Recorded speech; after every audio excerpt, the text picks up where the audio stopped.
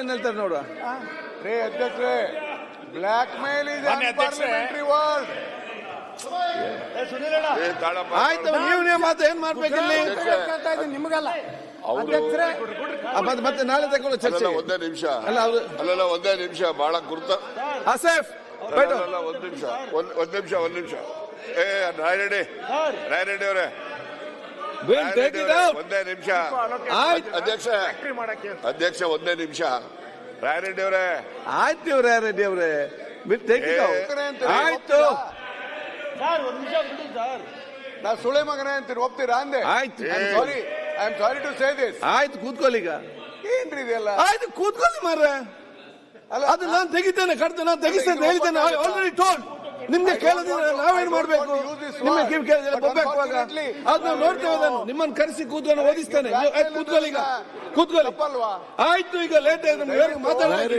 ಶಬ್ದ ಯಾರಿಗೆ ಉಪಯೋಗ ಮಾಡಿದ್ರು? ನಿಮ್ಮಷ್ಟು ಒಳ್ಳೆಯವರು ಯಾರಿಲ್ಲ, ನಿಮ್ಮಷ್ಟು ಬುದ್ಧಿವಂತರು ಯಾರಿಲ್ಲ. ಎಲ್ಲ ಈಗ ಕೂತ್ಕೊಳ್ಳಿ ಪ್ಲೀಸ್.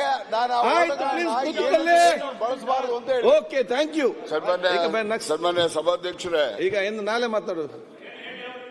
ಸನ್ಮಾನ್ಯ ಬಸವರಾಜ ಪಾಟೀಲ್ ಯತ್ನಾಳ್ ಅವರು ನನ್ನ ಹೆಸರನ್ನ ಪ್ರಸ್ತಾಪ ಮಾಡಿರೋದ್ರಿಂದ ನಾನು ಅದಕ್ಕೆ ಕ್ಲಾರಿಫಿಕೇಶನ್ ಕೊಡ್ತಕ್ಕಂಥದ್ದು ಅಥವಾ ವಾಸ್ತವಾಂಶವನ್ನು ತಿಳಿಸತಕ್ಕಂಥ ಚರ್ಚೆ ಬೇಡ.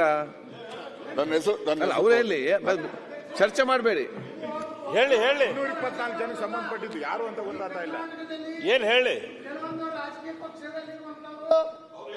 ವಿಷಯ ಸಲುವಾಗಿ ತಮ್ಮ ಆಯ್ತು ಮಾತಾಡ್ಲಿ. ಅವರ ಕುಟುಂಬದ ಭವಿಷ್ಯ ಸಲುವಾಗಿ ಅವ್ರ ಮುಂದಿನ ಮುಖ್ಯಮಂತ್ರಿ ಆಗ್ಬೇಕು. ನೋಡಿ ಯತ್ನಾಳ್ ಅವರೇ, ಅನಗತ್ಯವಾಗಿ ಮಾತಾಡಬೇಡಿ. ಅವ್ರೇನು ಉತ್ತರ ಕೊಡ್ತಾರೆ ನೋಡುವ. ನೀವು ಮಾತಾಡಿ ಕೂತ್ಕೊ. ಆಯ್ತು, ರಾಜಣ್ಣ ಅವರ ಮೇಲೆ ಆಯ್ತು, ಮತ್ತೊಬ್ಬರ ಮೇಲೆ ಆಯ್ತು. ಅದಕ್ಕೆ ಅವ್ರೀಗ ರಾಜ ಮಾತಾಡಿ. ಆಯ್ತು, ಯತ್ನಾಳ್ ಅವರೇ, ಸನ್ಮಾನ್ಯ ಸಭಾಧ್ಯಕ್ಷರೇ, ಯತ್ನಾಳ್ ಅವರು ಸಹಕಾರ ಸಚಿವರು ರಾಜಣ್ಣ ಅವರು ಅಂತೇಳಿ ಪ್ರಸ್ತಾಪ ಮಾಡಿದ್ರಿಂದ ನಾನು ಒಂದು ತಪ್ಪು ಮಾಹಿತಿ ಹೊರಗಡೆ ಹೋಗಬಾರ್ದು ಅಂತಕ್ಕಂಥ ದೃಷ್ಟಿಯಿಂದ 2 ಮಾತುಗಳನ್ನು ಹೇಳಲಿಕ್ಕೆ ಬಯಸ್ತೇನೆ. ಸನ್ಮಾನ್ಯ ಸಭಾಧ್ಯಕ್ಷರೇ, ಈ ಕರ್ನಾಟಕ ರಾಜ್ಯ ಅಂತ ಹೇಳಿದ್ರೆ ಇದು ಒಂದು CD ಪೆನ್ ಡ್ರೈವ್ಗಳಿಗೆ ಒಂದು ಕಾರ್ಖಾನೆ ತರ ಅಂತಕ್ಕಂಥದ್ದು ಕೂಡ ಬಹಳ ಜನ ಹೇಳ್ತಾರೆ. ನಾನು ಹೇಳ್ತಾ ಇಲ್ಲ. ಇದರಲ್ಲಿ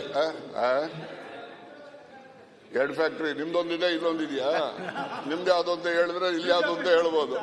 ಅದೇನೇ ಇಲ್ಲಿ ಅಧ್ಯಕ್ಷರೇ, ಬಹಳ ಗುರುತರವಾದಂತಹ ಒಂದು ಆರೋಪ ಅಂತೇಳಿ ನಾನು ಕೂಡ ಅನ್ಕೊಳ್ತೇನೆ. ತುಮಕೂರಿನ 2 ಪ್ರಭಾವಿ ಸಚಿವರು ಹನಿ ಟ್ರ್ಯಾಪ್ ಅಲ್ಲಿ ಸಿಕ್ಕಾಕೊಂಡಿದ್ದಾರೆ, ಅದು ಹಾಗಾಯ್ತು ಹೀಗಾಯ್ತು ಅಂತ ಏನೇನೋ ಕಥೆಗಳು ಬರ್ತಾ ಇದ್ದಾವೆ.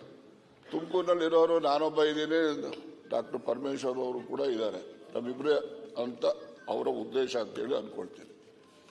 ಈ CD ಮಾಡ್ತಕ್ಕಂಥದ್ದು, ಪೆನ್ ಡ್ರೈವ್ ಮಾಡ್ತಕ್ಕಂಥದ್ದು, ಇದ್ರ ಬಗ್ಗೆ ಸುಮಾರು ನಿಮ್ಗೆ ಹೇಳ್ತೀನಿ. ನನಗಿರೋ ಮಾಹಿತಿ ಅಂತ 48 ಜನಗಳಿದ್ದಾರೆ, ಒಬ್ರು ಇಬ್ರು ಇಲ್ಲ. ಅಂದ್ರೆ ಒಬ್ರು ಇಬ್ರು ಅಂತ ಹೇಳಿದ್ರೆ ಬರೀ ಇವರೇ ಅಂತಲ್ಲ, ಅವರು ಇದ್ದಾರೆ. ಆದ್ರೆ ಇವೆಲ್ಲ ಬಹಳಷ್ಟು ಜನ ನ್ಯಾಯಾಲಯಗಳಲ್ಲಿ ಇದನ್ನ ಬಹಿರಂಗ ಮಾಡಬಾರ್ದು ಅಂತಕ್ಕಂಥದ್ದಕ್ಕೆ ಸ್ಟೇ ತಗೊಂಡಿರ್ತಕ್ಕಂಥದ್ದು. ಅಲ್ಲೂ ಕೂತವ್ರೆ, ಇಲ್ಲೂ ಕೂತವ್ರೆ, ಆ ಪ್ರಶ್ನೆ ಬೇರೆ, ಸರಿ ಹೋಗೋದಿಲ್ಲ. ನಾನು ನಮ್ಮ ಗೃಹ ಮಂತ್ರಿಗಳಿಗೆ ಒತ್ತಾಯ ಮಾಡ್ತೇನೆ. ನಾನು ಒಂದು ಲಿಖಿತ ಕಂಪ್ಲೇಂಟ್ ಅನ್ನು ಕೊಡ್ತೀನಿ. ಆ ಕಂಪ್ಲೇಂಟ್ ಆಧರಿಸಿ ಅವರು ತನಿಖೆ ಮಾಡಿಸ್ಬೇಕು. ಇದರಲ್ಲಿ ಯಾರೆಲ್ಲ ಪ್ರೊಡ್ಯೂಸರ್ಸ್ ಇದ್ದಾರೆ, ಡೈರೆಕ್ಟರ್ಸ್ ಯಾರ್ಯಾರಿದ್ದಾರೆ, ಇವೆಲ್ಲವೂ ಕೂಡ ಹೊರಗಡೆ ಬರಲಿ, ಜನಗಳಿಗೆ ಗೊತ್ತಾಗಲಿ. ಆಕ್ಟರ್ಸ್ಗಳು ಯಾರ್ಯಾರು, ಇವೆಲ್ಲ ಗೊತ್ತಾದ್ರೆ ನಿಮ್ಮಲ್ಲಿ 48 ಜನರದು ಪೆನ್ ಡ್ರೈವ್ಗಳಿದ್ದಾವೆ. ಇಲ್ಲಿಯವರು ಇದ್ದಾರೆ, ಅಲ್ಲಿಯವರು ಇದ್ದಾರೆ. ರಾಜ್ಯ ಮಟ್ಟದಲ್ಲ, ರಾಷ್ಟ್ರ ಮಟ್ಟದಲ್ಲಿ ಇರ್ತಕ್ಕಂಥ ಎಲ್ಲ ಪಕ್ಷದ ಮುಖಂಡರು ಕೂಡ ಇದ್ದಾವೆ. ಅದರಿಂದ ಇದೊಂದು ಪಿಡುಗು. ಇದು ಸುಮ್ಮನೆ ಯಾರೋ ಒಬ್ರು ಮಾಡಿದ್ರೆ ಎಲ್ರಿಗೂ ಕೂಡ ಅನ್ವಯ ಆಗೋ ರೀತಿಯಲ್ಲಿ ಅದನ್ನು ಆರೋಪ ಮಾಡ್ತಕ್ಕಂಥದ್ದು ನಿಲ್ಲಬೇಕು. ಜನರುಗಳಿಗೆ ಏನು ಸಾರ್ವಜನಿಕ ಜೀವನದಲ್ಲಿ ಇರ್ತಕ್ಕಂಥವ್ರಿಗೆ ಹೊರಗಡೆ ಗೌರವ ಬರಬೇಕು. ಆ ರೀತಿ ಆಗಬೇಕು ಅಂತಕ್ಕಂಥ ಉದ್ದೇಶದಿಂದ ನಾನು ಗೃಹ ಮಂತ್ರಿಗಳಿಗೆ ಒತ್ತಾಯ ಮಾಡ್ತಕ್ಕಂಥದ್ದು. ನಾನು ಲಿಖಿತ ಕಂಪ್ಲೇಂಟ್ ಅನ್ನು ಕೊಡ್ತೇನೆ. ಅದ್ರ ಮೇಲೆ ಅವರು ಸೂಕ್ತವಾಗಿ ತನಿಖೆ ಮಾಡಿಸಿ ಯಾರೆಲ್ಲ ಇದ್ದಾರೆ, ಅವ್ರು ಯಾರೇ ಇರಲಿ, ಅದು ಎಲ್ಲವನ್ನೂ ಕೂಡ ಸಾರ್ವಜನಿಕರಿಗೆ ಬಹಿರಂಗ ಆಗಬೇಕು. ಸುಮ್ಮನೆ ಪಾಪ ಈ ರೇವಣ್ಣವರು ಅವ್ರದ್ದು, ಅವರ ಇನ್ನೊಂದು ಕುಟುಂಬದ್ದು ಇವೆಲ್ಲ ಬರ್ತವೆ. ಈಗ ನನ್ನ ಮೇಲೂ ಕೂಡ ಅಟೆಂಪ್ಟ್ ಮಾಡಿದ್ದಾರೆ ಅಂತಕ್ಕಂಥದ್ದಕ್ಕೆ ಪುರಾವೆಗಳನ್ನು ಇಟ್ಕೊಂಡಿದ್ದೀನಿ ನಾನು.